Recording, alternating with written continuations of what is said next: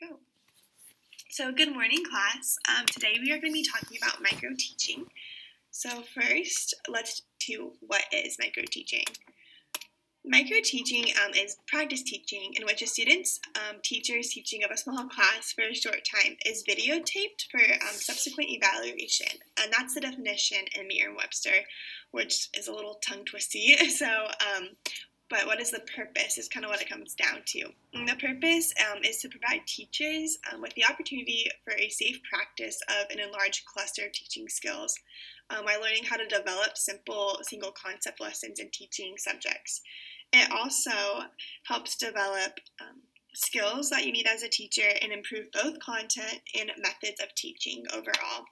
So while that may sound a little bit confusing, there's a diagram here so we can learn a little bit more about what micro-teaching exactly means. So you start with classroom teaching and you kind of go down to planning, which is your micro lesson.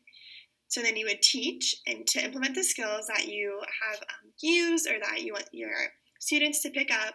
And then from that, you would replan. So the ones that they might not have picked up as well or a little more confusing, replan it, and then reteach to re-implement those skills so they had a, for sure, idea of what it was. And then you would reuse your feedback and data to go back to classroom teaching that lesson.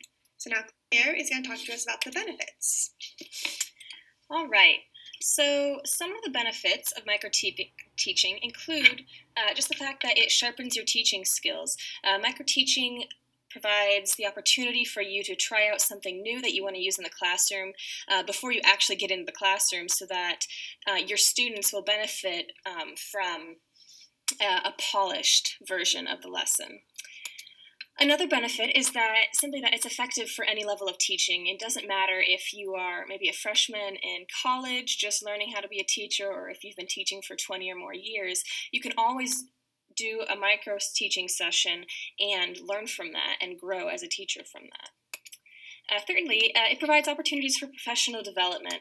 First of all, in peer resources. So in micro-teaching, you have your peers watch you teach a lesson, and then after the fact, they can provide you with maybe some specific resources they found helpful or some tips or tricks or maybe a book or an experiment that they used in the past, and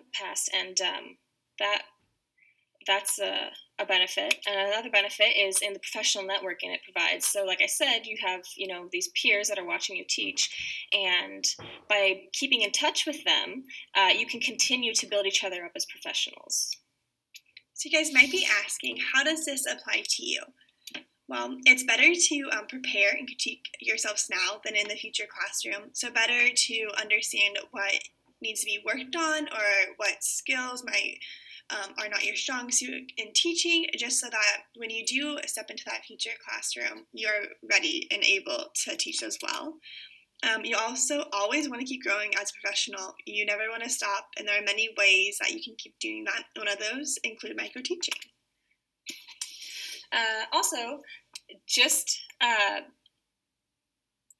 because you are in these classes now doesn't mean you can't get started on what you want your future classroom to look like. So you can start coming up with ideas and lesson plans and resources now to use in your classroom later on. And micro-teaching is a good way to help you sort out the ones that work and the ones that don't. And lastly, it's beneficial simply because if you know how to micro-teach, you can teach someone else how to do it. And in so doing, you benefit yourself, another teacher, and then both of your classrooms. So thank you for listening to what we had to say about micro-teaching. Here are some articles we had that we used to make this lesson. So if you guys are interested in learning more, feel free to go look at those and enjoy the rest of your guys' day.